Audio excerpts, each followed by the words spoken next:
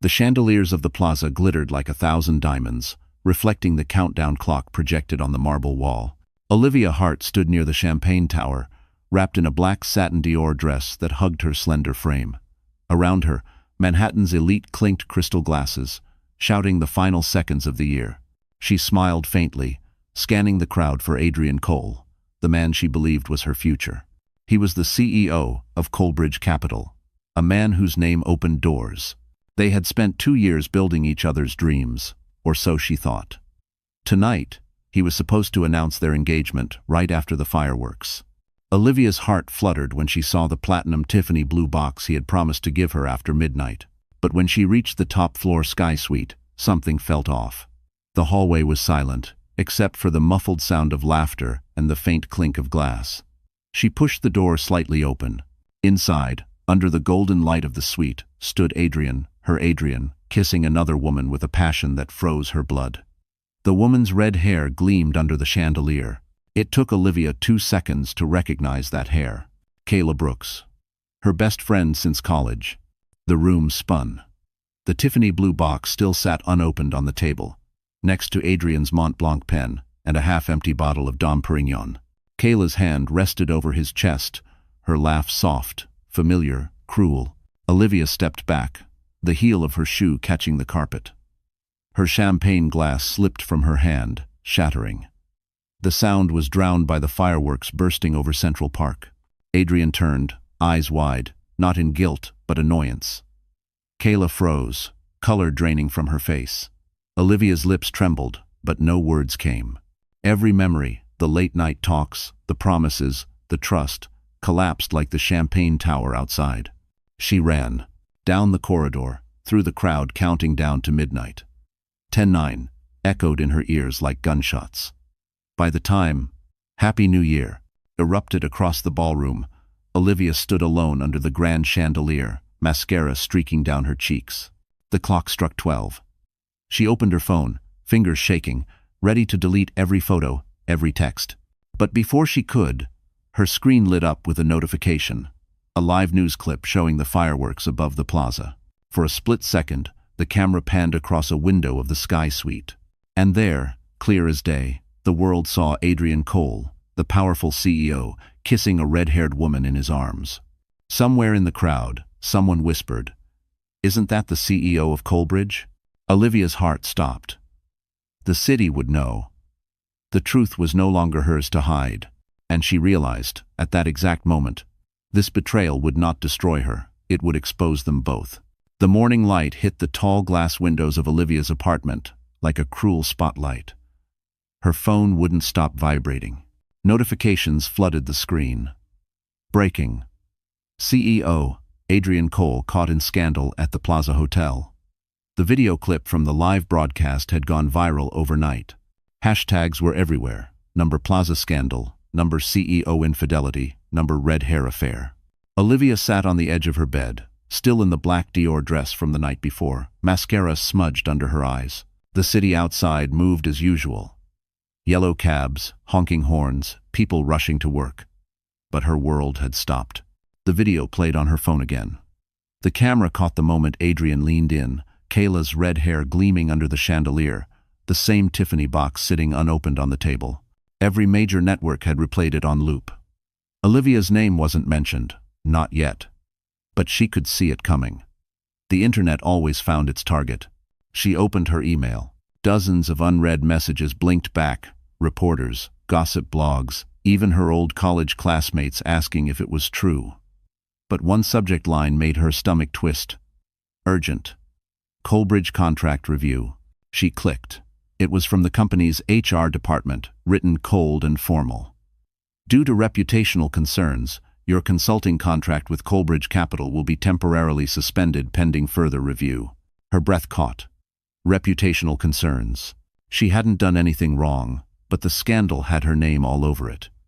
She'd spent years building her career in New York, and now it was slipping away because of someone else's betrayal. Olivia tried calling Adrian. Straight to voicemail. Kayla's number too. Both had blocked her. Rage trembled beneath her skin, but so did heartbreak. She opened her laptop, a silver MacBook Pro, that still smelled faintly of Adrian's cologne, and stared at the half-finished marketing presentation she'd created for his company. On the last slide, she had written, "The soul of a brand is integrity." How ironic. She hit delete. But before the screen cleared, the file suddenly disappeared on its own. Gone. Completely erased. Her brow furrowed. She checked the folder. Everything tied to Coalbridge, invoices, pitch decks, legal drafts, was missing. Someone had remotely accessed her drive. Her phone buzzed again. This time, a message from an unknown number. "You should have stayed quiet, Olivia." Her blood ran cold. She glanced at her reflection in the dark screen, pale face, trembling hands. The message vanished before she could screenshot it. Outside, the TV in the cafe, across the street, displayed Adrian's face. He stood on the steps of his Manhattan headquarters, wearing his usual calm CEO smile, saying the words she knew too well: personal matters should not overshadow professional integrity. Professional integrity. The same words he'd stolen from her proposal. Tears blurred her vision. She threw on a coat, grabbed her keys, and rushed out into the cold morning. Snowflakes hit her cheeks like tiny shards of glass. Cameras flashed near the building entrance. Someone shouted her name. She ducked into a passing cab, whispering her address.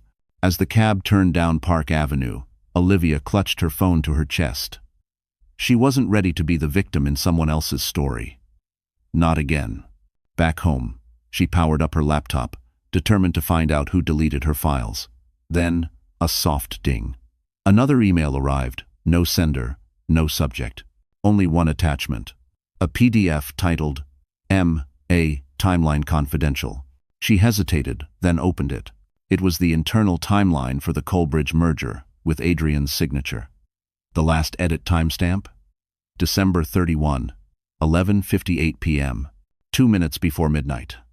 2 minutes before the world saw him kiss her best friend. Olivia whispered to herself, "You buried me last night, Adrian.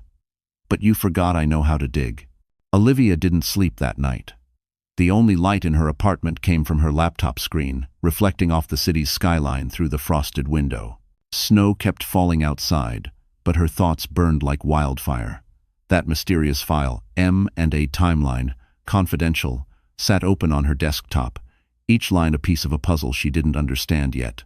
At the bottom of the document was a small footnote, prepared by O. Hart, her initials, her name. Someone inside Coalbridge had labeled her as the author of a timeline tied to a multi-million-dollar merger. If that deal turned out to be fraudulent, she could take the fall. Her fingers trembled as she called her former IT consultant, Ben. He was half asleep when he answered, but his tone sharpened when he heard what she described. "Send me the metadata," he said. "I'll check who accessed your drive." 30 minutes later, his reply came. "Liv, someone logged into your account from Coalbridge's network at 1:42 a.m.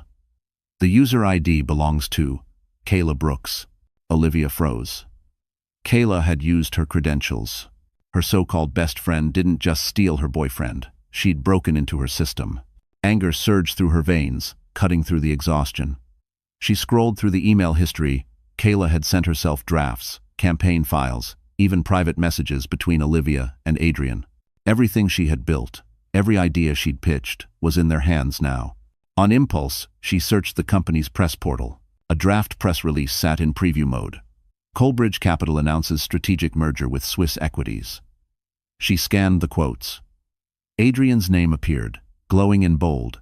Right below it, another line read, "Statement reviewed by Olivia Hart, senior consultant." Her stomach knotted.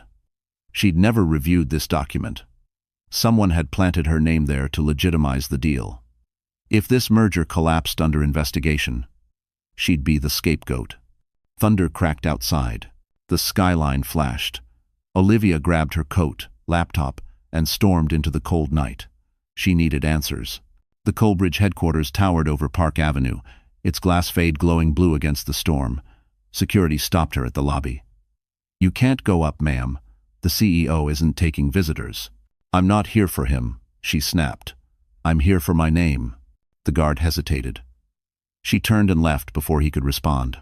Standing outside in the falling snow, she watched her reflection on the building's glass. Small, fragile, but alive. Her phone buzzed again. Another unknown number. You should have deleted that file. Olivia looked around. The street was empty except for the wind and headlights slicing through the snow. Fear gripped her chest. But something inside her shifted. She wasn't going to run. Not anymore. She ducked into a nearby 24-hour diner, ordered black coffee, and opened her laptop. She typed furiously, compiling everything. Timestamps, emails, call logs, the hacked activity. Ben messaged again. Liv, listen. There's more. The document was last edited by Adrian Cole's admin account. He used your signature block. Her heart pounded. He hadn't just stolen her trust, he'd stolen her identity. At the corner table, an older woman reading the Wall Street Journal glanced up at Olivia and smiled faintly. You look like someone about to start a war, she said softly. Olivia returned the smile, though her eyes glistened. Maybe I am. Outside, the snow turned heavier, muffling the city's noise. Inside, her laptop screen glowed brighter. She created a new folder and titled it in bold letters, The Truth. She didn't know how yet, but she'd prove it. Because this wasn't just heartbreak anymore, it was war.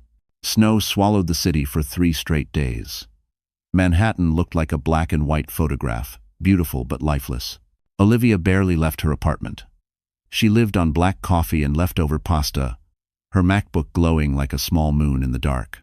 The file folder she'd named The Truth sat on her desktop, growing thicker by the hour. Emails, screenshots, access logs. Yet the more evidence she collected, the lonelier she felt. By the 4th morning, the heating pipes hissed and her phone buzzed with another news alert. Colbridge CEO stabilizes stock after scandal. Adrian's smiling face filled the screen, confident, untouchable. The headline underneath made her sick. Anonymous leak claims former consultant fabricated data. Former consultant. Fabricated. Her. Olivia hurled the phone onto the couch, her hands shaking. Someone inside was framing her already. She wrapped herself in a blanket, staring at the city outside, cars buried under snow, steam rising from subway vents. For the first time in her life, she felt invisible. A soft knock startled her. She hesitated before opening the door. A woman in her early 40s stood there, snowflakes melting on her dark coat. Sharp eyes, calm voice. Olivia Hart? Yes, she whispered. Elena Park, corporate counsel. I think we should talk. Olivia blinked. How did you find me? Your name came up in a financial compliance thread, Elena said, stepping inside. She placed a leather folder on the table. I used to work for Colbridge before I realized Adrian's charm hides rot. And now, that rot's spreading to you. They sat facing each other. Elena opened the folder copies of internal emails, meeting notes, a flowchart of the merger. You're listed as the verifying consultant for the Swiss transaction. If the SEC investigates, they'll come for you first. Olivia's throat tightened. I never touched those documents. I believe you, Elena said. But belief isn't enough. You need proof timed, signed, and traceable. And someone powerful enough to make it count. Sen. Olivia leaned forward. Why help me? Because I hate men like him, Elena said simply. And because you still have one advantage. What advantage? Your silence, Elena said. Everyone else is talking. You keep quiet. You stay unpredictable. For the first time in days, Olivia's pulse slowed. Elena spoke with a clarity that cut through the fog. Together, they drafted a plan: secure backups, document chain of custody, hide originals offline. Olivia transferred all data to an encrypted flash drive and locked it inside her old jewelry box, the one Adrian once filled with love letters. When evening came, they stood by the window, watching the snow fall over the frozen city. You know, Elena said, Manhattan loves to watch people fall, but it also loves a comeback. Olivia smiled faintly. Then I'll give them one worth watching. Elena buttoned her coat. Good. Tomorrow, we start with Colbridge's board filings. Somewhere in those papers lies the key to burning him down legally. Olivia nodded, but her gaze drifted to the street below. Across the road, a black Mercedes S-Class idled, engine humming through the snow. Its headlights stayed fixed on her window for several seconds before driving away. A chill crawled up her spine. She turned back to Elena. "He knows," she whispered. Elena's jaw tightened. "Then we move faster." "No."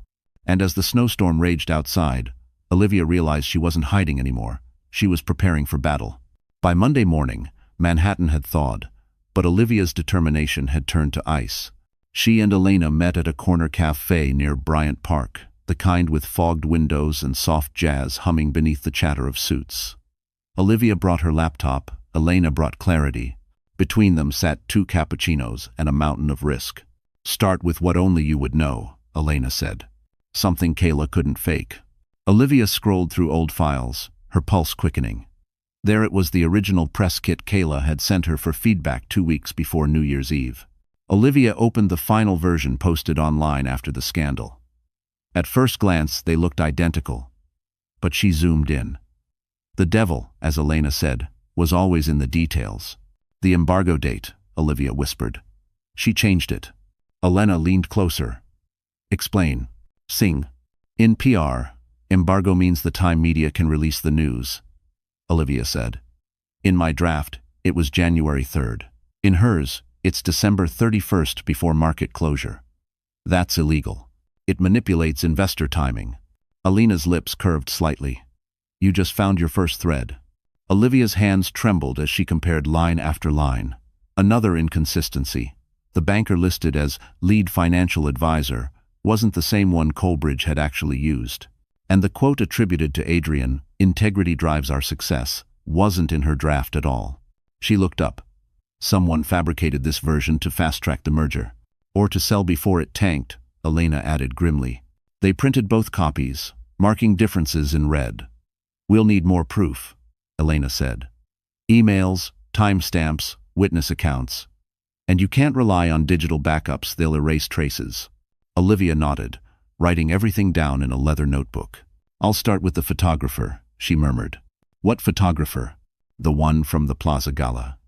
He took candid shots that night. If any photo shows the clock behind them, it proves the kiss happened before midnight before the merger announcement." Elena smiled. "That's smart. It confirms the timeline. Find him." Later that afternoon, Olivia followed a faint lead through her inbox, an invoice from Riverlight Studios, dated December 31st. She called the number. A tired male voice answered. "This is Connor." "Hi, Connor. You were the event photographer for Colbridge's New Year's Eve gala, right?" "Yeah, who's asking?" "Olivia Hart." A long pause. Then, a sharp intake of breath. "You were the woman in black." Olivia closed her eyes. "Yes, I still remember," Connor said. "I saw everything. Look, I don't want trouble. I already got warned to keep quiet." "Warned by who?" she pressed. He hesitated. "A woman named Kayla. She said legal action would follow if I released anything." Olivia's pulse quickened. "Connor, I don't need the photo. Just tell me, what time did it happen?" "About 11:45 p.m., he said. "I still have the raw files with timestamps. But I can't hand them over without protection." "I can get you protection," she said firmly. "I'll have my lawyer contact you." After the call, she sat back, heart pounding. Elena's words echoed in her mind, thread by thread, until the whole fabric unravels. Outside, the snow had melted into a thin mist over the park. A new kind of storm was coming, invisible but unstoppable. Olivia stared at the skyline, clutching the folder of evidence. "You used my name to build your empire, Adrian," she whispered. "Now I'll use the truth to tear it down." And somewhere on Park Avenue, a man watching her from a tinted Mercedes whispered back, "Let's see who survives the fall." Forzen, the river calf, sat beneath the Brooklyn Bridge, where the city lights shimmered across the East River like broken glass. Olivia walked in, wrapped in a gray coat, clutching her leather folder close to her chest. The smell of espresso and rain filled the air. At the far corner, a man in his 30s waved nervously. Connor, the event photographer. He looked tired, his eyes bloodshot from sleepless nights. "You shouldn't have called me here," he said quietly as she sat down. "You said you have the raw photos from the plaza," Olivia said, her tone steady but low. "You said they're time-stamped." Connor nodded, glancing around the caf, as if someone might be watching. "I have them on a hard drive. But I got threats, Miss Hart. Someone from Coalbridge reached out, offered me 10 grand to delete everything. Olivia's heart skipped. Did you take the money? No, he said. But I didn't delete them either. I backed them up, offline. I don't care about your drama, but if that merger's dirty, I don't want to be part of it. She took a slow breath. You're already part of it. You saw what they didn't want anyone to see. Connor rubbed his temples. Look, I just want protection. I'll testify if needed. But I'm not ruining my life for a photo. I can arrange legal protection, Olivia said. My attorney will handle it. I just need you to verify that the picture shows 11:45 p.m. before the market announcement. 2. He nodded, sliding a USB drive across the table. That's the metadata. I made a copy for myself, just in case. As her fingers brushed the drive, Connor's phone buzzed. He looked down, then paled. It's them, he whispered.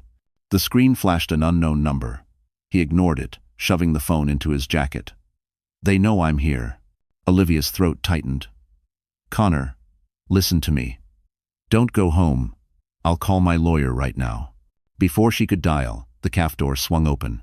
A tall man in a dark coat stepped in, scanning the room. His eyes landed on them. Olivia's blood turned to ice. That's Adrian's driver. She breathed. Connor froze. I'm leaving through the back, he whispered, pushing the hard drive toward her. Keep it safe. Don't call me again. He slipped out through the kitchen door, disappearing into the drizzle. The man in the coat followed seconds later. Olivia sat motionless, gripping the drive so tightly her knuckles whitened. She paid the bill with trembling hands and hurried outside, her breath forming clouds in the cold air.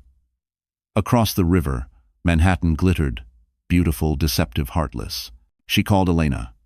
He has the photo. Metadata proves the kiss happened before midnight. Good, Elena said. That means it's admissible. I'll file an affidavit for Connor's statement. Olivia turned toward the street. There's something else, she said softly. Adrian sent someone after him. They're cleaning witnesses. There was silence on the line, then Elena's calm voice. Then we move faster. Keep the evidence offline. I'll meet you in an hour. She hung up, her reflection ghostly in the window of a passing Mercedes. Back at her apartment, Olivia locked the drive inside a drawer beneath stacks of paperwork. The city outside hummed like a restless machine. She looked at her trembling hands and whispered, They can erase files, but they can't erase truth. 5. Her phone buzzed again, a new text. Careful who you meet, Olivia. Some stories end in the river. She stared at the message until her reflection blurred. And somewhere out there, Connor's name vanished from every social feed, as if he'd never existed. Rain mixed with the leftover snow, turning the streets of Brooklyn into silver rivers beneath the bridge lights. Olivia's taxi stopped in front of the River Cafe, a place she once visited with Adrian when life still felt like a promise. Now, it was where she hoped to find proof that could destroy him. Inside, the cafe glowed warm, jazz humming softly through the clatter of dishes. At the far table near the window sat a man hunched over a camera bag, Connor Doyle, the photographer from the plaza.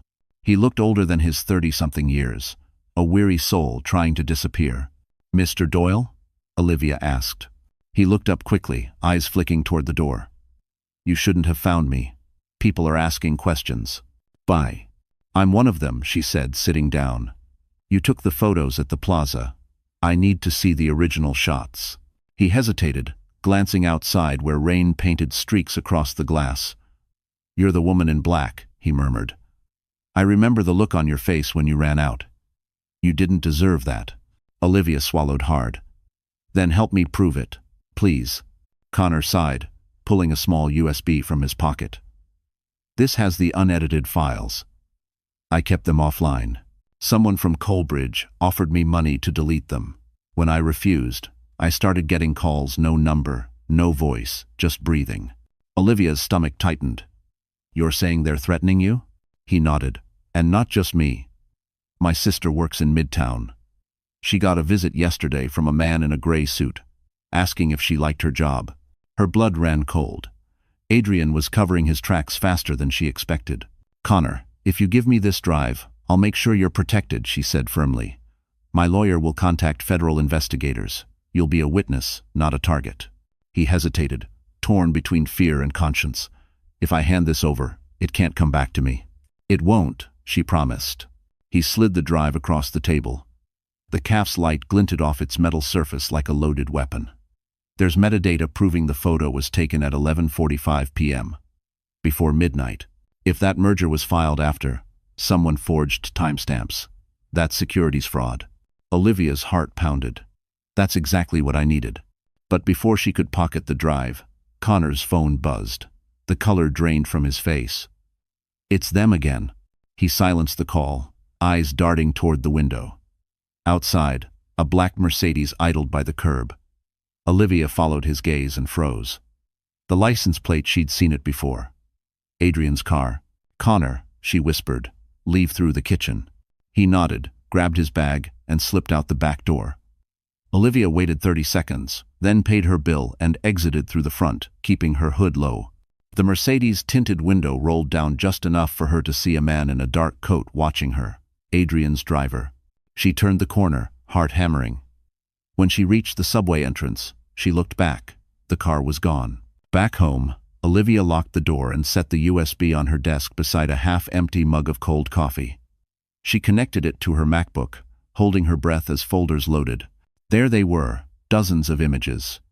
One, in particular, showed Adrian and Kayla framed by golden light, the clock in the background reading 11:45 p.m. proof. Before she could save it, her screen flickered, then went black. A message appeared, "Stop digging, Olivia." She yanked out the drive, heart racing. The lights in her apartment flickered once, twice, then steadied. Olivia pressed her forehead to the cold window pane, Manhattan shimmering beyond the river. They can erase files, she whispered, but not the truth. And somewhere in Brooklyn, under the same rain, Connor Doyle vanished, leaving only his camera bag behind. The next morning, Olivia woke to pounding on her door. For a second, she thought it was the police. But when she looked through the peephole, her heart stopped. Kayla Brooks stood there, flawless as ever, her red hair twisted in a sleek bun, a trench coat wrapped tight around her. The same woman who had stolen everything from her. Olivia hesitated before unlocking the door. "What do you want?" Kayla's lips trembled. "To explain." "Explain?" Olivia let out a bitter laugh. "You kissed my boyfriend in a hotel suite that I paid for, then hacked my computer. What's left to explain?" Kayla stepped inside anyway, eyes darting nervously. "Adrian told me you'd try to destroy him," she said. "He said you were spiraling, that you couldn't handle being replaced." "Replaced?" Olivia's voice cracked. "I was erased, Kayla. You two didn't just cheat. You made me disappear." For a moment, Kayla's confident mask faltered. "He promised me it was just business," she said, her voice trembling. "That the merger needed a cleaner name on the documents. He said, you agreed." Olivia froze. "He told you I agreed?" Kayla nodded, tears brimming. "I swear, I didn't know he forged your signature until the files leaked. I thought you were part of it." "That's your defense," Olivia said coldly. "You thought I'd sell my name for a deal." Kayla bit her lip. "He was manipulating both of us. I'm not proud of what I did." She looked down, pulling something from her bag. A folder, thick and worn. "This is a copy of his private correspondence with the Swiss partners. If you want to take him down, this will help." Olivia eyed it suspiciously. "Why now?" "Guilt doesn't make you generous." Kayla's jaw tightened. "Because he turned on me too. The press found my name on offshore accounts I didn't open. He's cutting me out of everything." Olivia studied her face. The same one that used to laugh beside her in college dorms, whispering secrets in the dark. Now it looked hollow, cracked. "Leave it on the table," Olivia said. "And don't ever come here again." "Pom." Kayla nodded, setting the folder down. "Olivia, please." But Olivia cut her off. "You made your choice when you walked into that suite." For a moment, neither spoke. The air between them felt like glass ready to shatter. Then Kayla whispered, "He's dangerous, Liv. He's watching you. He said if you go public, he'll make you look insane." Olivia crossed her arms. "Then he'll underestimate me, again." Kayla hesitated at the door. "Be careful," she said softly. "You're not the only one he's ruined." Then she was gone. Silence. settled like dust. Olivia stared at the folder on the table. Her instincts screamed not to trust it. Still, she opened it. Inside were printouts of emails between Adrian and a Swiss financier. The subject lines were chilling.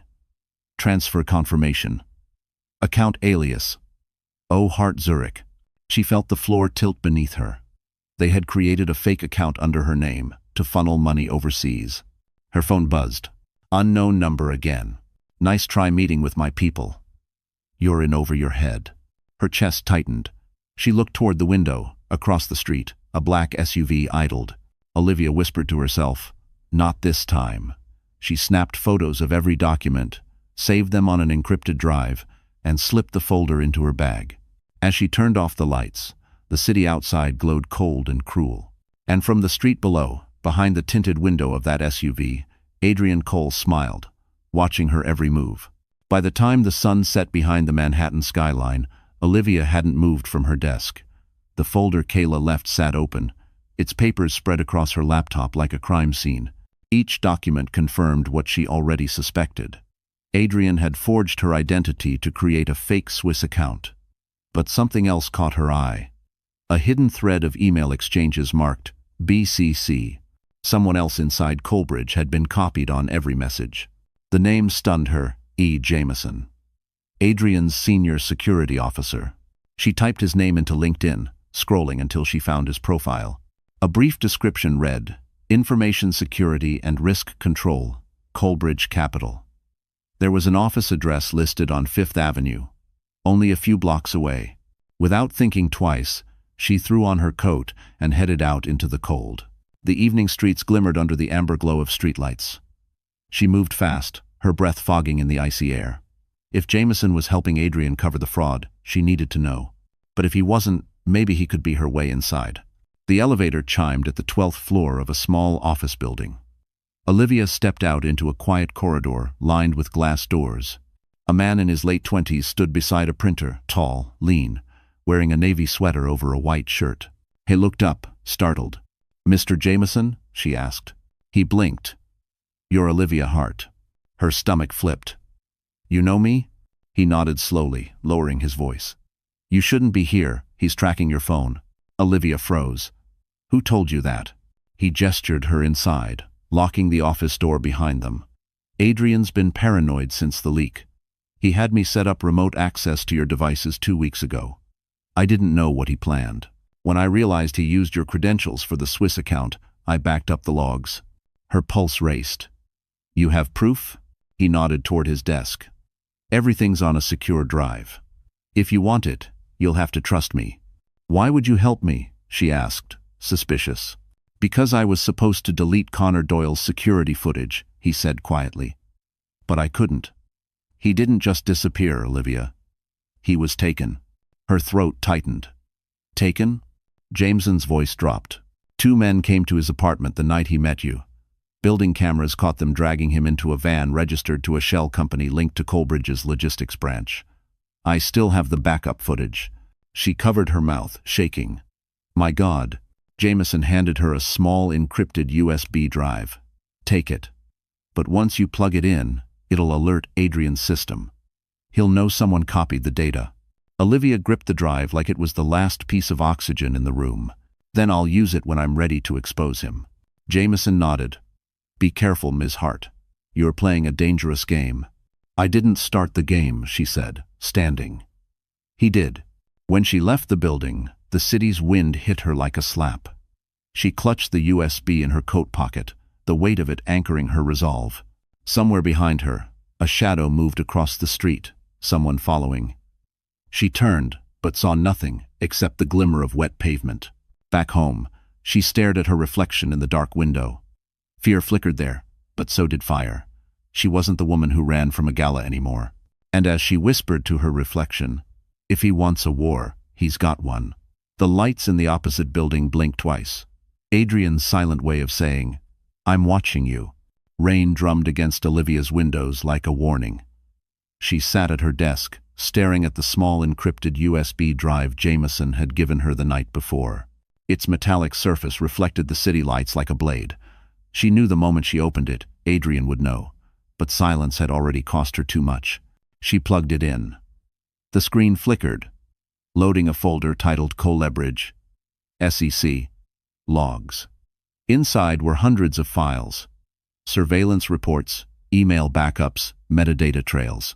Her eyes caught one labeled, Incident, Connor Doyle, January 2. With shaking hands, she opened it. Footage filled the screen. A grainy clip from a hallway security camera. Connor appeared, walking toward his apartment door. Two men followed seconds later, wearing black coats, their faces obscured. One grabbed him, the other pressed something over his mouth.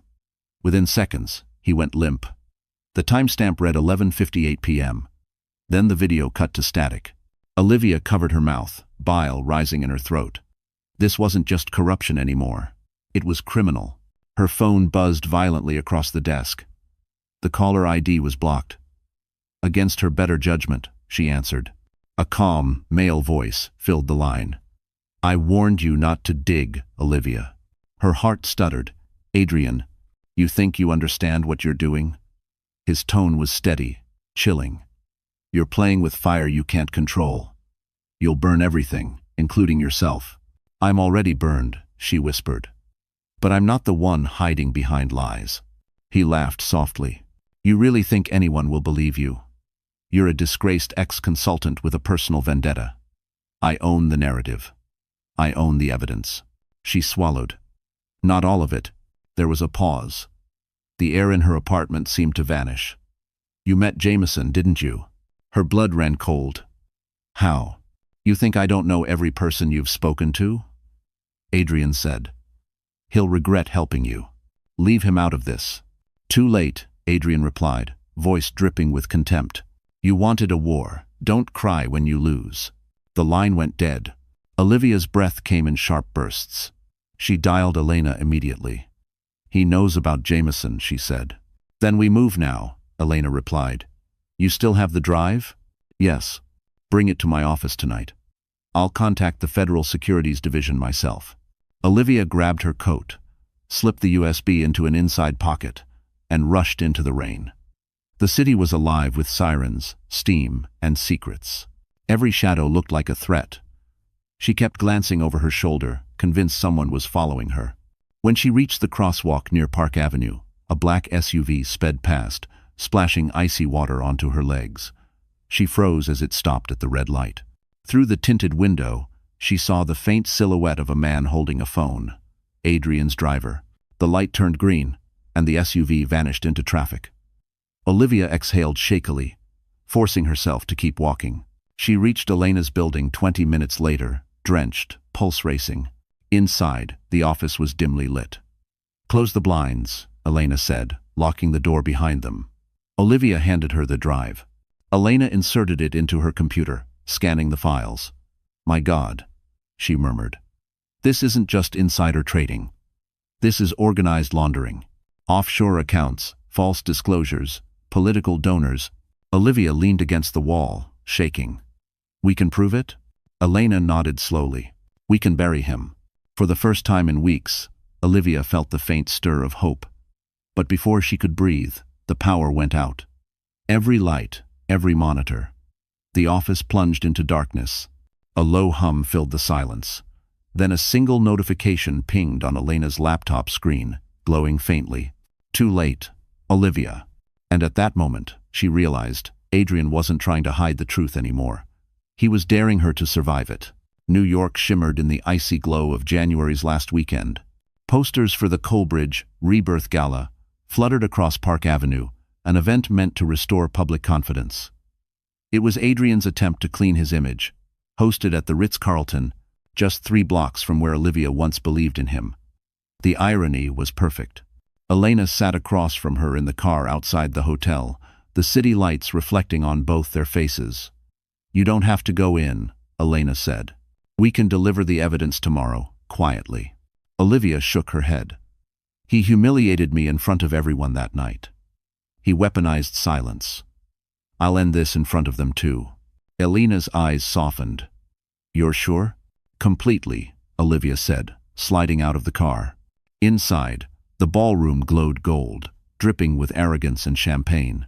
Journalists hovered near the velvet ropes, cameras flashing as billionaires posed beneath the Coleridge logo. Adrian Cole stood at the center, immaculate in a navy tuxedo, his confidence rehearsed, his charm toxic. When he saw her, the mask faltered for a second. Olivia walked toward him, every click of her heels deliberate. Her dress, a crimson silk gown, cut through the black and white crowd like a wound that refused to close. Gasps followed her. People whispered her name. "Olivia Hart," Adrian greeted, feigning surprise. "I didn't think you'd have the courage to show up." She smiled lightly. "I didn't think you'd have the courage to host a party while under investigation." He leaned closer, voice low. "Careful. You don't know who you're dealing with." "Oh, I do," she said. "A man who forges signatures, launders money, and buries witnesses." His smile froze. "You can't prove anything." She stepped closer, whispering in his ear. "I already did." Behind her, Elena entered with 2 agents from the Federal Securities Bureau, flashing discreet badges. One of them carried a small black case. "The USB drive." The music faltered. A murmur rippled through the crowd as the agents approached the stage. Adrian tried to keep smiling, clapping his hands for the cameras. "Ladies and gentlemen, welcome to a new era of transparency." A voice cut him off. "Mr. Cole, we need to speak with you privately." Whispers erupted. Olivia stood still, her eyes locked on his. His expression hardened, fury replacing charm. "You set me up," he hissed under his breath. She tilted her head. "No. You set yourself up. I just turned the lights on." The agents escorted him toward the exit as camera flashes exploded. Kayla appeared from the crowd, pale and trembling. "Adrian, what's happening?" He glared at her. "You did this too." "I warned you," she whispered, tears streaming down. The reporters swarmed. "Mr. Cole, are you being charged? Is it true about the offshore accounts? Who is Olivia Hart to you?" Olivia said nothing. She stood tall beneath the chandelier as chaos unfolded around her. Elena touched her arm gently. "It's done," she said. Olivia exhaled for the first time in days. The orchestra had stopped playing, yet the silence felt like music. Outside, as Adrian was placed into a black federal vehicle, flashes lit up the street. For a fleeting moment, his eyes found hers through the glass. There was no hatred, no pleading, just realization. He'd lost everything to the woman he thought he owned. Olivia turned away before the door closed. Back inside, she lifted a champagne flute from a tray. The bubbles caught the light, dancing like tiny ghosts of her past life. "To integrity," she whispered, raising the glass to no one and everyone at once. And somewhere above, as fireworks burst over the skyline, the woman once humiliated at the plaza became the headline that ended a king. The morning after the gala, New York woke to a storm of headlines. Coleridge CEO arrested at Ritz-Carlton gala. The woman behind the fall. Olivia Hart speaks truth to power. Every news network replayed the moment Adrian Cole was escorted out in handcuffs, his million-dollar smile collapsing under the weight of flashbulbs. Olivia watched it from her apartment window, the city humming below. She wasn't smiling, not yet. She knew men like Adrian didn't vanish easily. Her phone rang. Elena's calm voice cut through the static. They charged him with securities fraud, wire fraud, and obstruction. The feds have enough to bury him for 20 years. Olivia let out a shaky breath. And Kayla?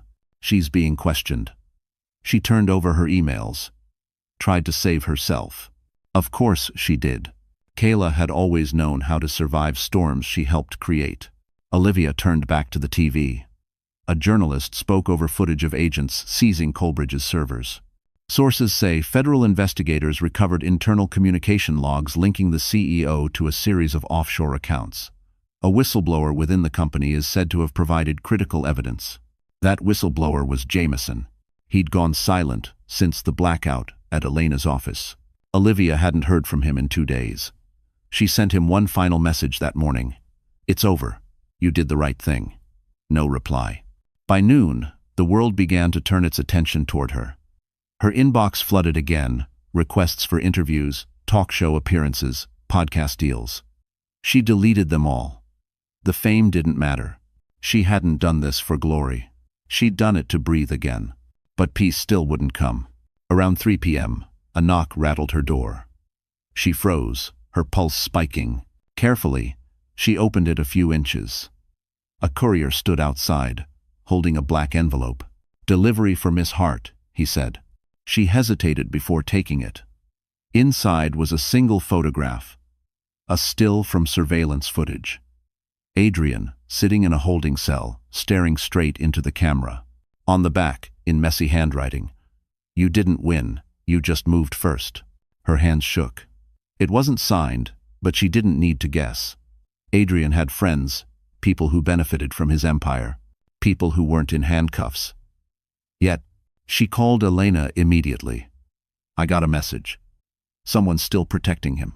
Elena didn't sound surprised. Powerful men always have shadows. But shadows vanish in daylight. "We'll make sure of it." That evening, Olivia agreed to meet the federal prosecutors at their downtown office. She wore a gray coat and carried only her statement. The city felt different now, quieter, as if holding its breath. When she entered the lobby, an agent escorted her to a private room. "Miss Hart," said Agent Porter, extending his hand. "We appreciate your cooperation. You've exposed one of the largest corporate laundering networks in recent memory." Olivia nodded, her voice steady. "I just told the truth." He smiled faintly. "Sometimes, that's the most dangerous thing in the world." As she signed the final page of her affidavit, she felt something loosen inside her chest, a quiet, weary kind of freedom. She walked out of the building, the wind whipping through her hair, and stopped at the corner of Wall Street. For years, she'd stood in Adrian's shadow. Now, his name was ashes, and hers was written in headlines. Her phone buzzed again. A new text appeared. No number, just words. "He'll never stop." Olivia looked up at the cold sky and whispered, "Neither will I." 1. And somewhere behind prison bars, Adrian Cole smiled at the TV screen showing her photo, the smile of a man who wasn't done playing yet. The next 48 hours turned Manhattan into a battlefield of headlines, podcasts, and talk show debates. Olivia's name trended everywhere. Number Olivia Hart. Number Colbridge collapse. Number the Plaza betrayal. Some called her a hero. Others painted her as the woman who destroyed a billion-dollar empire. So, she stared at the morning papers laid out across her coffee table. Her face, captured mid-step leaving the federal building, looked cold, fierce, almost defiant. But inside, she felt hollow. Justice, it turned out, didn't silence noise, it amplified it. Across the city, Colbridge's board scrambled to distance itself from Adrian's downfall. Stock prices plummeted. Investors fled. Kayla Brooks went on national television that afternoon, mascara perfectly in place, voice trembling just enough to earn sympathy. "I was manipulated," Kayla said, tears glistening. "Adrian used both of us. I thought Olivia was part of it. I was wrong. I wish I could take it back." Olivia watched from her couch, hands tightening around a coffee mug. Kayla's performance was flawless. The same talent that once made her an incredible PR strategist now made her a convincing victim. Her phone rang. "Elena." "Don't respond publicly," Elena warned.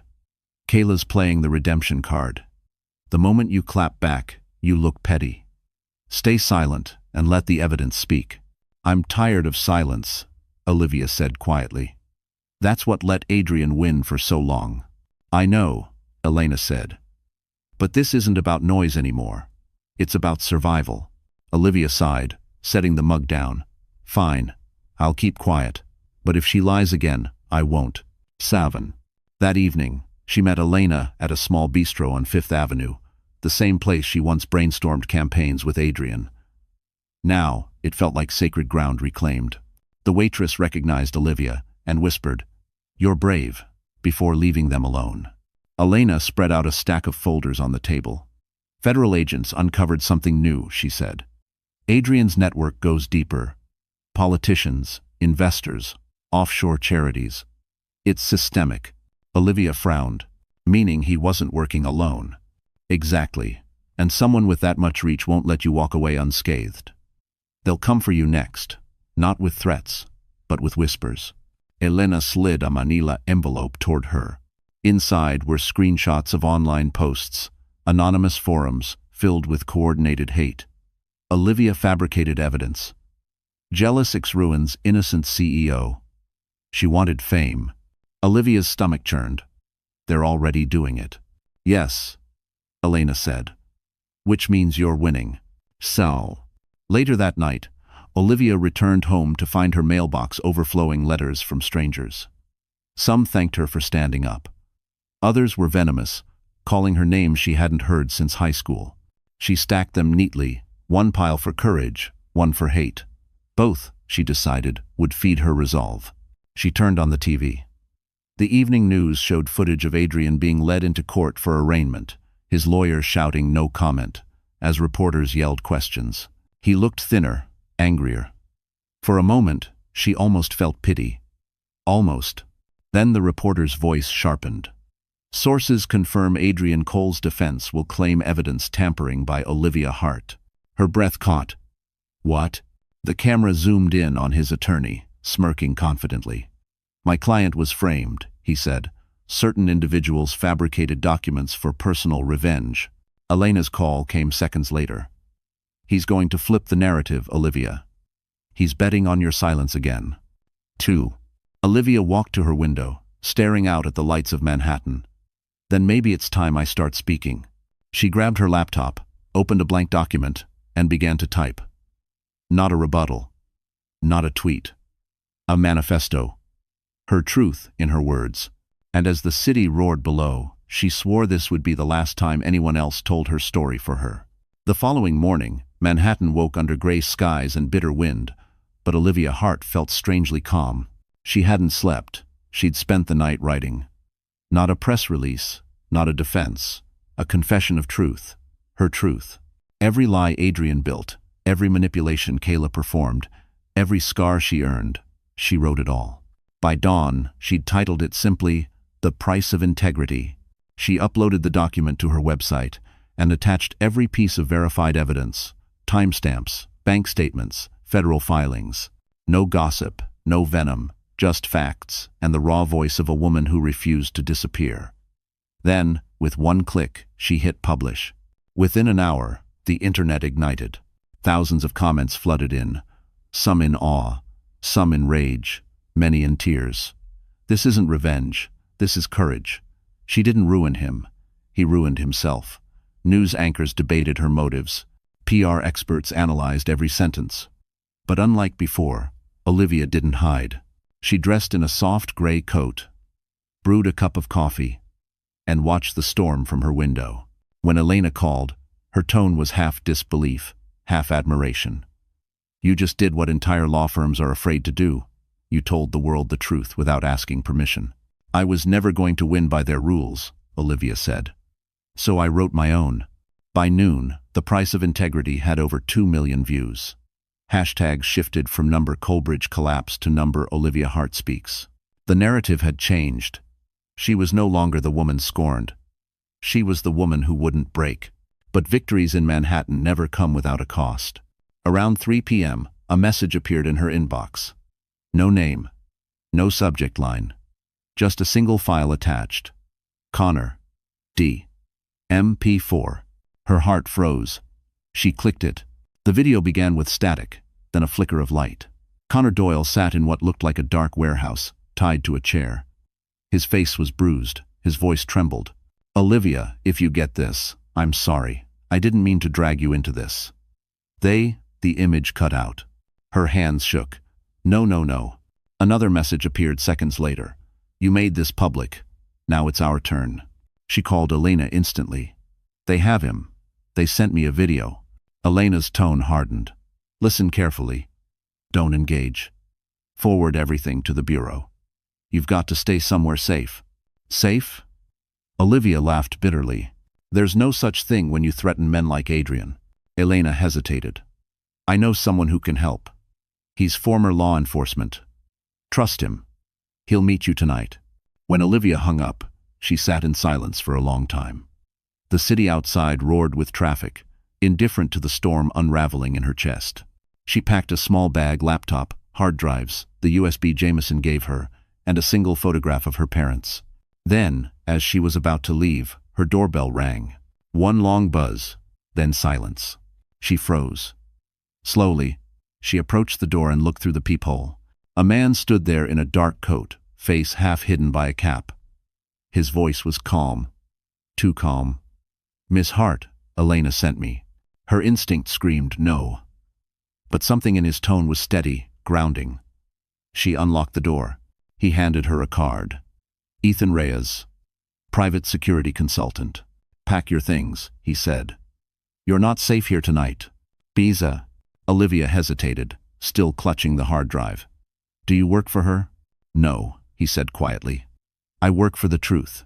She met his gaze, sharp, unwavering, and for the first time in months, she felt something unfamiliar, trust.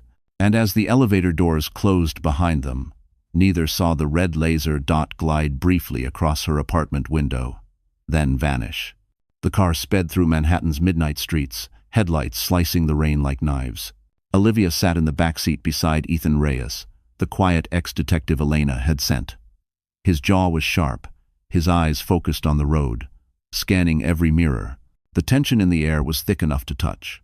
"Where are we going?" she asked finally, her voice tight. "Someplace where Colbridge money can't reach," he said. "A safe house in Soho, owned by someone who owes me." Olivia clutched her bag, feeling the weight of the USB drive pressing against her ribs. "They sent me a video," she whispered. "Connor, he's alive, or he was." Ethan's grip on the steering wheel tightened. "Then we get him back. But first, we keep you breathing." They turned down a quiet cobblestone street. A steel gate opened to a loft hidden behind an art gallery. Inside, the space was sparse but warm brick walls, soft lamps, and the faint hum of jazz. Ethan poured her water and locked every door. "You've done this before," Olivia said. He nodded. "Long time ago. I used to track people who didn't want to be found." She stared at him. "So why help me?" He shrugged.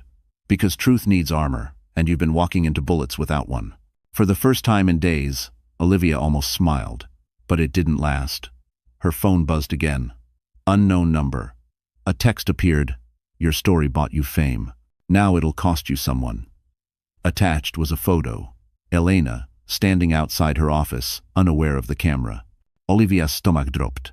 "They're watching her." Ethan read the message, jaw tightening. "Turn it off. Right now." He grabbed the phone, popped out the SIM card, and crushed it under his boot. "We move at dawn. You and Elena are both targets now." Olivia sat down, heart pounding. "This isn't just about Adrian anymore," she said quietly. "This is about power. Someone above him is pulling strings." Ethan met her gaze. "That's exactly why he's dangerous in prison. He's not cut off, he's connected." Pull. The rain outside softened into mist. Olivia stood by the window, staring at the lights across the river. "I thought once he was gone, I'd feel free," she whispered. "But all I feel is hunted." Ethan moved beside her. "Freedom doesn't come after truth. It comes after survival." For a moment, they stood in silence, the city glowing beneath them. Then he turned, pulling a small envelope from his jacket. "Elena wanted me to give you this. It's from the California brand you consulted for last year, Blue Wave Home Goods. They're offering you a permanent position. 6 figures. West Coast." Olivia blinked. "You're saying leave?" He nodded. "Disappear. Let the system finish what you started. You've done your part." Her hands trembled. "If I walk away now, Adrian wins." "He's already in a cage," Ethan said softly. "Don't turn it into yours." She looked down at the envelope, the promise of peace inside it. She could almost smell the ocean, the life she'd wanted before Manhattan consumed her. But then she remembered Connor's terrified face, Kayla's trembling confession, the photo of Elena being watched. She closed the envelope slowly. "Not yet," she said. "Not until everyone he hurt can sleep again." Ethan studied her for a long moment, admiration flickering behind his calm expression. "Then I guess I'm staying, too." Olivia met his gaze. For the first time, the silence between them wasn't fear, it was understanding. And somewhere across the city, in a high-security cell, Adrian Cole picked up a prison phone and smiled. "Tell her," he murmured to the guard beside him, "the king still has one last move." The storm had passed, but the city still carried its bruises, puddles of dirty snow, shattered umbrellas, the metallic scent of rain clinging to steel and glass. Olivia hadn't slept. She paced the loft like a ghost, while Ethan made coffee and pretended not to notice the way her hands shook. Just as the first light broke through the gray sky, her phone buzzed. Unknown number. Again. She almost ignored it, until she saw the message. Meet me. One last time. I can end this. It was signed, Kayla. Ethan read the screen over her shoulder. Trap, he said flatly. Maybe, Olivia replied. But she's the only one left who knows everything. He studied her face, then sighed. Where? The old fountain behind the Met. Noon. By the time Olivia arrived, the park was almost empty, quiet except for the wind whispering through bare trees. Kayla sat on the edge of the fountain in a camel coat, oversized sunglasses hiding most of her face. She looked smaller than Olivia remembered, fragile, haunted. Olivia stopped a few feet away. You picked a public place. Smart. Kayla gave a humorless smile. You think I'd survive anywhere private with you? Olivia folded her arms. Then start talking. Kayla removed her glasses. Her eyes were red, not from makeup, from sleepless guilt. He used me, Liv. He used both of us. When Adrian realized the feds had enough evidence, he activated his failsafe. What failsafe? The Zurich account wasn't just money laundering, Kayla said. It's a trigger. If anyone tries to withdraw or freeze the funds, a document gets sent automatically to an offshore journalist network, a file naming you as the architect. Adrian made sure your name stays tied to his crimes forever. Olivia's blood went cold. So, even from prison, he can destroy me. Kayla nodded. Unless we stop it. She handed Olivia a small flash drive. This contains the access codes. You can disable the trigger, but you'll have to use Coleridge's internal terminal, and that means walking straight into the lion's den. Olivia clenched her fists. Why give me this? Redemption? Kayla looked away. Because I'm dying, Liv. Olivia froze. What? Kayla's voice broke. Pancreatic cancer. Stage 4. 6 months, if I'm lucky. Adrian knew. He promised to take care of me if I helped him. Instead, he left me to rot. For a long moment, Olivia couldn't speak. The woman who had betrayed her, who had stolen everything, suddenly looked like the girl she used to know. Scared. Desperate. Human. Kayla reached into her bag and pulled out a small envelope. There's one more thing. A letter. For the feds.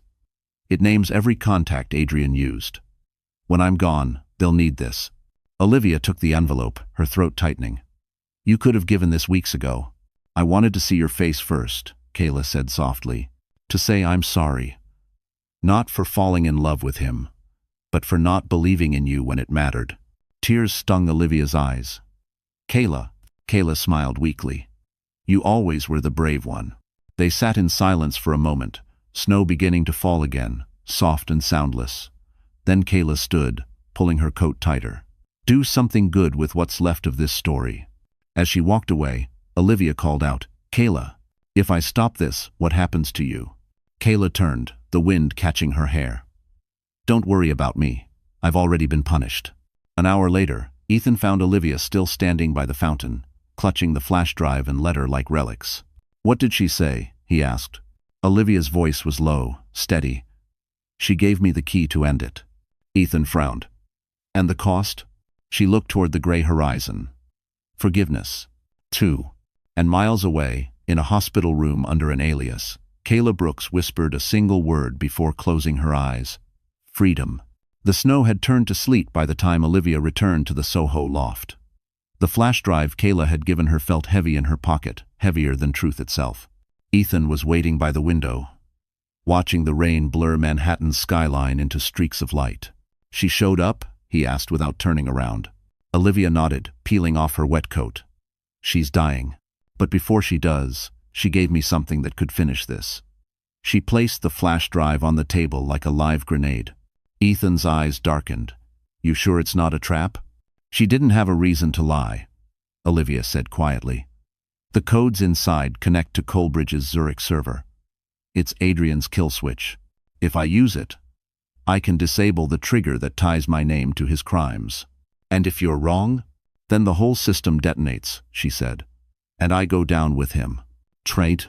For a long moment, the only sound was the hum of the heater and the distant sirens outside. Ethan exhaled slowly. If we're doing this, we're not doing it alone. I've got someone at the bureau I can trust. He can create a backdoor in case it's a trap. Olivia met his gaze. And if it's not, then you finally get your life back. They left before dawn. The Coleridge Tower on Park Avenue loomed like a black monolith, empty since the scandal but still guarded by private security. Ethan drove, eyes fixed ahead. Olivia clutched the flash drive in one hand, the letter Kayla had written in the other. When they reached the service entrance, Ethan swiped a borrowed key card. The door clicked open. Inside, the air smelled of dust and paper, a tomb for the empire Adrian built. They moved through the empty halls until they reached the executive suite. The same glass walls, where Adrian once toasted investors, now reflected only moonlight. Terminals here, Ethan said, powering up a workstation. The Coleridge logo flickered to life. You've got 5 minutes before their network flags this. Olivia plugged in the drive. The monitor filled with lines of encrypted code. She typed in the access credentials Kayla had scribbled on the back of the envelope. For a moment, nothing happened. Then the screen turned red. Authorization required, secondary biometric. Her pulse quickened. What does that mean? Ethan frowned. It's a 2-step key. The second authorization must come from Adrian himself. That's impossible, Olivia said. He's in prison. Not impossible, Ethan murmured. Just dangerous. He began typing rapidly, creating a mirrored login. If he tries to access his account, I can intercept the biometric ping and reroute it through this machine. How long? 60 seconds, maybe less. Olivia swallowed hard. Do it. He hit enter. Across the city, in a federal holding facility, an alert pinged on Adrian's private network. He looked up from his cell phone. Contraband he'd bribed a guard to keep. The screen flashed. Remote access request. Zurich account, O heart. A slow, knowing smile curved his lips. So she found it. He pressed his thumb to the screen. Back in the Coleridge Tower, the system beeped. Ethan grinned. Got it, the connection's live. Olivia hit execute. The codes blurred across the screen. Lines of digital warfare. A countdown began. 5, 4, 3. Then the screen flashed. Trigger disabled. Account terminated. It was over. Olivia sagged into the chair, tears blurring her vision. It's done, she whispered. But Ethan's expression didn't ease. He pointed to the monitor. No. Look. A new line appeared, scrolling slowly across the screen. Congratulations, Olivia. Check your inbox. Her laptop pinged. A new email. The subject line froze her blood. You killed the wrong account. Attached was a single video file labeled Jameson, and as she clicked it open, Ethan whispered, He's still 1 step ahead. The sound of rain against the glass was deafening. Olivia's trembling fingers hovered over the trackpad, staring at the email. The subject line, You killed the wrong account, felt like a blade pressed to her throat. Ethan leaned closer, his expression tense. Don't open it yet, he warned. Olivia's voice was barely a whisper. If it's about Jameson, I have to. She clicked. The screen filled with static before the image sharpened. A dim room appeared, the walls concrete, a single light swinging above. Jameson sat tied to a chair, bruised but alive. His voice was hoarse, but steady. Olivia, he said, looking directly into the camera. If you're seeing this, it means Adrian anticipated you'd find the Zurich trigger. You didn't shut down his network. You redirected it. The account you destroyed was a decoy. Olivia's heart stopped. Jameson continued, coughing. The real server is hidden inside a foundation, the Coleridge Global Initiative. It's listed as a charity for education in Eastern Europe, but it's a shell. It stores backups of every illegal transfer under anonymous IDs. If you want to end this, that's where you go. He paused, his gaze darkening. Be careful, there's more at stake than money. Adrian's network involves people in government, law, and media. Once you pull this thread, they'll come for you, not to silence you, but to erase you. The video cut abruptly, replaced by a black screen and a single line of text. Every truth costs blood. Olivia sat frozen, her pulse hammering. He's alive, she whispered, half in disbelief, half in terror. Ethan rubbed his jaw. Adrian planted this. He wants to bait you. Maybe, Olivia said, but Jameson wouldn't fake fear. He knew I'd see through it. Ethan paced the room, his boots echoing against the marble. If what he said is true, the Foundation servers are protected by international banking firewalls. That's not something we can crack. Then we find someone who can, Olivia replied, determination slicing through her fear. Ethan stopped pacing. Olivia, listen to me. You've already burned the bridge. You exposed him. You survived. If you chase this, there's no coming back. You'll lose everything. Your career, your safety, maybe even. He didn't finish. She met his eyes. I already lost everything once. I won't live with half-truths again. He sighed. Then you're not doing it alone. She smiled faintly. I was counting on that. By midnight, they were in Ethan's car, driving through Lower Manhattan toward the East River. Olivia's laptop glowed in her lap, open to an encrypted map of shell organizations tied to Coalbridge. One red dot blinked near Wall Street, Coalbridge Global Initiative HQ. When they arrived, the building looked abandoned, its sign faded, windows dark. But inside, motion sensors flickered to life as they entered. Rows of dormant servers lined the walls like steel tombstones. Ethan pulled out a portable decryptor. We'll have 5 minutes before the alarm pings the federal system. Olivia connected her laptop. Entered the credentials Jameson had once shown her. The monitor flooded with data, thousands of transactions, names of donors, politicians, offshore accounts. Adrian's empire wasn't dead. It was thriving beneath another name. Got it, she said breathlessly. We can transfer all this to a secure government node. Then the power cut. Darkness swallowed the room. A slow clap echoed from the shadows. Impressive, Olivia. A voice drawled. She froze. The tone was unmistakable, smooth, arrogant, venomous. Ethan reached for his gun. Show yourself.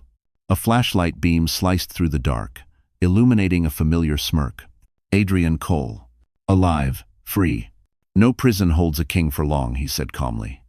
You've been chasing ghosts, darling. Now you've found the man behind them. Olivia's breath caught. You were never arrested. He smiled. The man they cuffed was an actor. The Bureau never checked the prints. You helped me erase the evidence yourself. Ethan stepped forward, weapon raised. End of the road, Cole. Sen. Adrian's grin widened. Oh. Ethan. It's only the beginning. And as a hidden explosive light blinked on the nearest server, Olivia realized this wasn't a victory. It was a trap set long before she even knew she was the prey. For one frozen second, everything stopped. The blinking red light, the hum of the servers, the thunder of Olivia's pulse in her ears. Then Ethan shouted, "Down!" and pulled her behind a metal console. The explosion hit a heartbeat later, a violent roar that shattered glass and flung debris like shrapnel. Heat seared the air. The servers went up in flames. Olivia's head hit the floor, ringing with pain. Smoke filled her lungs. She coughed, pushing herself up as alarms wailed through the dark. Ethan. He groaned nearby, covered in dust but alive. I'm good, he coughed hard. You? I've been better, she rasped. Through the smoke, Adrian Cole's figure emerged, untouched, calm, almost elegant in the chaos. It's poetic, isn't it? He said, voice smooth as ever. You came all this way to kill what's already dead. Olivia's vision blurred. You burned the evidence. Adrian smiled. You still don't understand, Olivia. The evidence is me. I am the system. Every name, every offshore account, every investor you thought you exposed. They were all parts of something bigger. Cut off one head, 3 grow back. Ethan pulled his gun, limping. You're finished, Cole. Adrian tilted his head, almost amused. You can't shoot me. I'm the only one who knows how deep this goes. Without me, the whole city burns. Olivia staggered to her feet, her body shaking. Then let it burn. She reached for the emergency panel on the wall. Her fingers found the override switch. Sparks flickered through the smoke as she flipped it. A mechanical hiss echoed, the fire suppression system kicking in. Jets of white foam burst from the ceiling, smothering the flames. Adrian's composure cracked for the first time. You don't know what you're doing. Oh, I do, she said. I'm saving proof you didn't destroy, because I know you. You'd never blow up your real data. You'd keep it close. His jaw tightened. You can't access it without my key. Ethan steadied himself beside her, pointing the gun straight at Adrian. Then you'll give it to her. Adrian smirked. Do you really think she'll pull the trigger? The Olivia I knew couldn't even raise her voice. Olivia stepped forward until they were face to face, smoke curling between them. You're right, she said softly. That Olivia's dead. She raised her hand, not with a gun, but with her phone. On its cracked screen glowed a live feed of the server room's data logs uploading to an external cloud. Ethan's decryptor had done its job before the blast. The backup survived.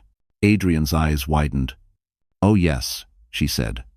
Every file, every offshore transfer, every name, it's already out there. By the time you find the source, it'll be in the hands of every major news outlet in the country. His mask slipped. You think this ends me? You have no idea who you're playing with. Olivia met his fury with calm. No, Adrian. I finally do. And that's why I'm not afraid anymore.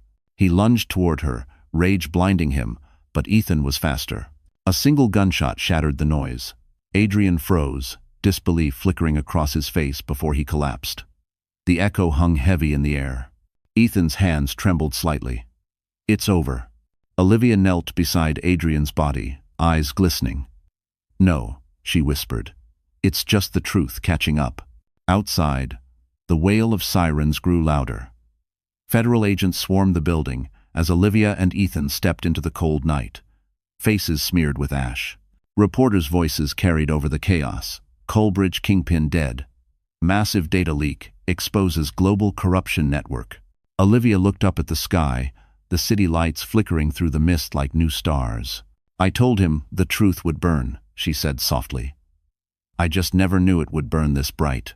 And as dawn broke over Manhattan, the woman who once fled in shame walked into the sunrise, not as a victim, but as the fire that cleansed it all. Morning crept over Manhattan like a sigh. Gray, soft, uncertain. The city that once cheered for Adrian Cole now whispered Olivia Hart's name. Helicopters circled over Park Avenue as federal agents carried out what news anchors were calling the largest white-collar takedown in 2 decades. Olivia sat on the steps outside the Coalbridge Tower, a wool blanket draped over her shoulders. Her hair was still damp from the fire, her throat raw from smoke. Ethan stood beside her, silent, watching the swarm of reporters and flashing cameras. Are you ready for this? He asked quietly. Olivia gave a tired smile. I don't think anyone's ever ready to become a headline. She looked up. Across the street, a massive LED screen replayed her own image from the night before. Her walking out of the burning tower, Ethan at her side, surrounded by flames and chaos. Beneath it, the caption read, Olivia Hart, the woman who brought down the king. Fie. She almost laughed at the irony. There was no triumph in her heart. Only an ache where anger used to live. I didn't bring him down, she murmured. He built his own fall. Ethan crouched beside her. Maybe. But you made sure the world saw it. Reporters called her name, microphones thrust forward. Olivia, did you plan the data leak? Was Adrian Cole still alive before the explosion? Are you afraid of retaliation? She didn't answer. She'd already given her statement to the Bureau. That Adrian triggered the explosion, that the files uploaded automatically, that she never intended for anyone to die. Truth, once again, had cost more than she'd ever imagined. Elena arrived soon after, her coat still buttoned, her hair streaked with ash. You're a legend, she said softly. Half the country's calling you a hero, the other half's calling you a criminal. Which half are you? Olivia asked. Elena smiled faintly. The half that believes you did what needed to be done. She handed Olivia a document, a federal clearance letter granting her full immunity as a cooperating witness. It's over, Elena said. Officially. Olivia stared at the paper, her name printed neatly at the top. For the first time in months, she felt her chest loosen, the air finally reaching her lungs. Over, she repeated, as if testing the word. But then Ethan's phone buzzed. He frowned, reading a notification. You should see this. He turned the screen toward her. A live broadcast showed federal trucks arriving at a private airfield on Long Island. The anchor's voice was sharp. Breaking news. An unidentified aircraft attempted to depart with classified Coalbridge documents before sunrise. Sources say the pilot was Kayla Brooks, believed dead. Olivia's pulse stilled. Kayla? Alina's expression hardened. She's alive? The screen zoomed in. Kayla, pale and gaunt but unmistakably alive, being led away in handcuffs. Even through the lens, her eyes looked hollow. Olivia whispered. She knew he'd die. She tried to run with his legacy. Alina exhaled. She'll face trial. But you're free to start over. For a long moment, Olivia said nothing. She watched the smoke rise from the tower behind them, curling into the morning sky like the last ghost of everything she'd lost. Then she looked at Ethan. Start over where? He smiled, slipping a folded envelope into her hand. The same offer from Blue Wave Home Goods in California. You told me once you wanted the ocean. Maybe it's time. Olivia stared at it, the thought of sunlight and peace feeling almost foreign. And you? I'll make sure no one rewrites your story, he said simply. The noise of the crowd faded. The city that had broken her was finally letting her go. Olivia stood, taking one last look at the skyline, the battlefield that had forged her. I came here to build a life, she whispered. Instead, I built the truth. Ethan nodded. And that's something no one can burn. And as she walked away into the pale morning light, cameras still flashing behind her, Olivia Hart became not a symbol of scandal, but a reminder that even in a city built on lies, one woman's truth could still rewrite history. 6 months later, the Pacific breeze carried the scent of salt and new beginnings. Olivia Hart stood barefoot on a quiet stretch of beach in Carmel, California, her hair pulled back, her linen dress fluttering against the wind. The waves rolled in and retreated like steady breaths, the kind of rhythm she hadn't known in years. Behind her, a small cottage overlooked the cliffs. It wasn't grand like her old Manhattan apartment, but it was hers. Every cup, every book, every quiet morning belonged to her now. The chaos of the Coalbridge scandal had become a chapter the world discussed without truly understanding, but Olivia no longer lived inside it. She sipped from a steaming cup of coffee and scrolled through her phone. Headlines still lingered. Coalbridge legacy dissolved. Kayla Brooks sentenced to 10 years. Whistleblower Olivia Hart refuses public spotlight. Par. She smiled faintly. The world always needed a headline. She didn't. The sound of a car pulling up on the gravel broke her thoughts. She turned. Ethan stepped out of a silver Toyota, wearing sunglasses and that half-smile she'd come to rely on. He carried a small brown box under his arm. You really did it, he said, walking toward her. You disappeared. I didn't disappear, Olivia replied softly. I just stopped performing. He chuckled, handing her the box. Delivery from Elena. She said it's something you earned. Inside, wrapped in brown paper, was a Mont Blanc pen, the same brand Adrian once flaunted at every meeting. A note was taped beside it. Use it to write something worth keeping. E. Olivia laughed, tears welling unexpectedly. She always did know how to make a point. Ethan leaned against the railing. They're reopening Coalbridge as a public foundation, using the frozen assets for scholarships. Your testimony made that happen. When? Olivia looked out toward the horizon, where the sky melted into gold. Good, she said. Let something good grow out of the ashes. They stood in silence for a moment, listening to the waves crash against the rocks. Then Ethan asked quietly, Do you ever miss it, New York? Olivia smiled faintly. Sometimes. The noise. The energy. The illusion that everything matters. But then I remember. I don't need skyscrapers to feel alive anymore. He nodded. So what's next for you, Olivia Hart? She turned to him, her eyes soft, but certain. A book, she said. Not about him, not about the scandal. About women who survive what tries to silence them. Ethan grinned. You already have the title?